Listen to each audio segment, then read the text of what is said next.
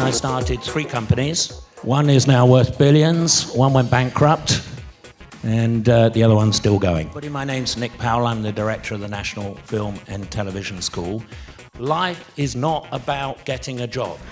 You know, I say to Skillset on our funders of the National Film and Television School, if my students become employees, I'm failing.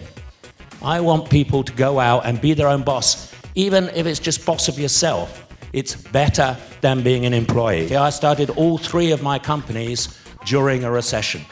There's less competition, people are willing to work for you for little or nothing, and if you can find the right services or goods or whatever to provide, you have no real competition.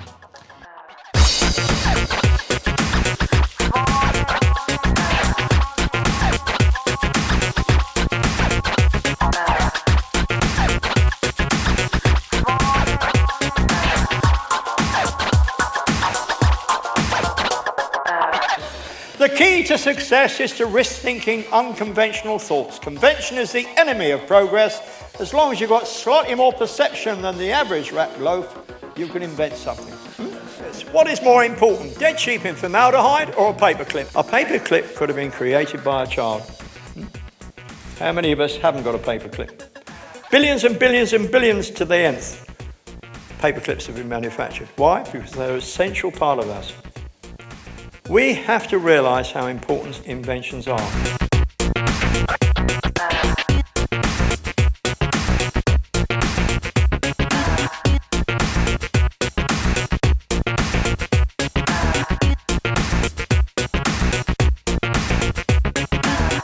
Of course, I mean, this is just kind of like the very, very beginning. This is almost like just the warm-up, as it were.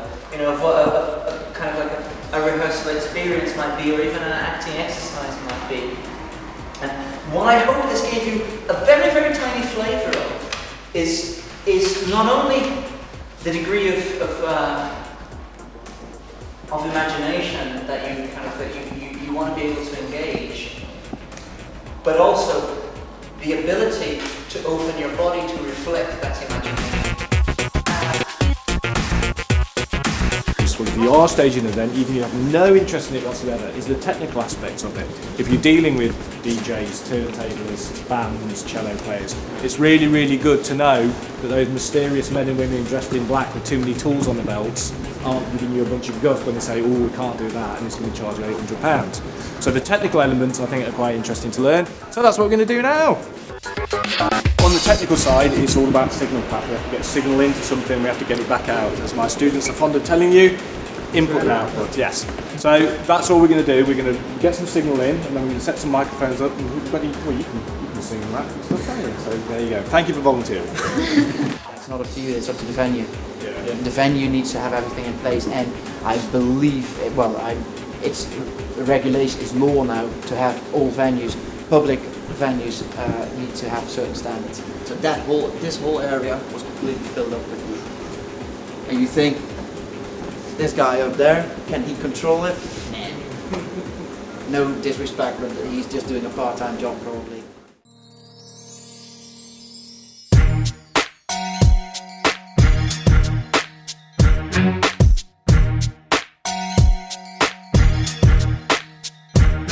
So we were setting them a challenge again that was higher. Yeah. I'm not interested in lowering the bar for you and saying let's make it easy. I'm interested in sort of helping to explain some of what goes on and seeing what it is or sending you off. But you've got to bloody do the work, not me.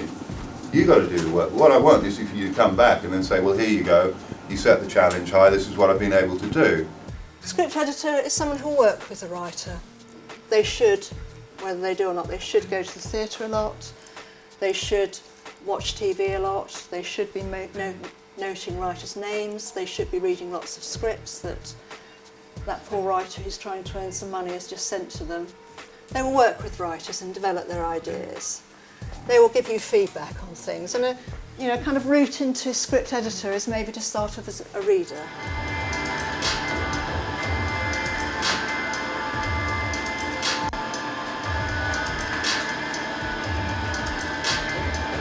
Most students on a BA course could do this sort of thing that was on that showroom by their first or second year. And you can also get free software, for example, there's Blender and the internet, and that's got the same functionality of what was around then. So if you get the proper software, you can do absolutely amazing things. So I'd recommend doing a course, because Birkbeck University I did are very flexible because they did them in evening classes. So while I was working in the city, I could retrain as a screenwriter. So I did a diploma in screenwriting, and some of the first things I started writing, because it took 2.5 years to get the diploma, but after about a year of writing them, some of the things I've been writing started getting picked up.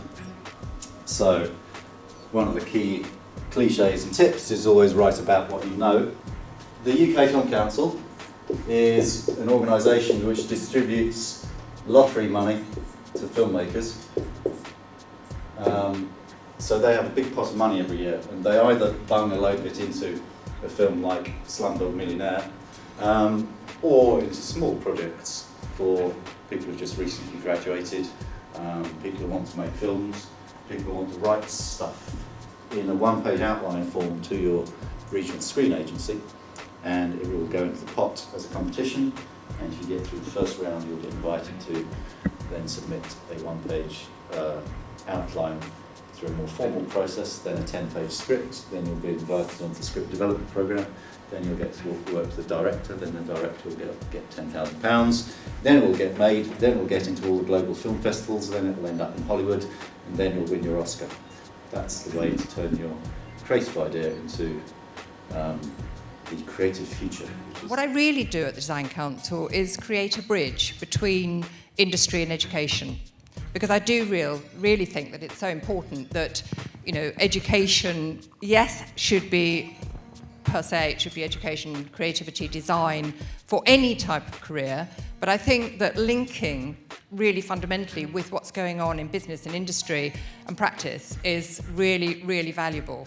In the present climate, the feeling is that in order for the UK to be successful in the 21st century, it will need to develop an economy based on the use of creative ideas. People with creative ideas who are creative thinkers are being considered as the innovators of the future. From my point of view as a head of school at a university, what I think is most interesting about seeing students coming onto our creative industry courses is they often have quite a narrow perception of what that industry is. It tends to be very much based around, if you like, the sort of glamorous end, the sort of sexy jobs, the ones that everybody wants to do. And hopefully what we'll discover is there's a lot more to these kinds of industries, a lot of jobs that sort of lurk below the surface that you're probably not aware of at all. We manage Dido, Avril Lavigne, Stereophonics, tons of people. And I manage their UK label operation and work very closely with the managers. We were the first company to introduce, if you like, the 360-degree business model, this idea that you don't need a record label or a major record label to release your records, you can do it yourself. Vital thing is to get started with whatever it is you do straight away. And in order to do that, you have to have some idea of what it is that you want to do. And it's only when you've actually got a clear idea of where you're going that you can hope to plan your course to get there. Any reasonably intelligent person with a modicum of talent, and most people have both of those things, with enough motivation can be successful. You, listening to this now, can achieve that dream that you have if you want it enough.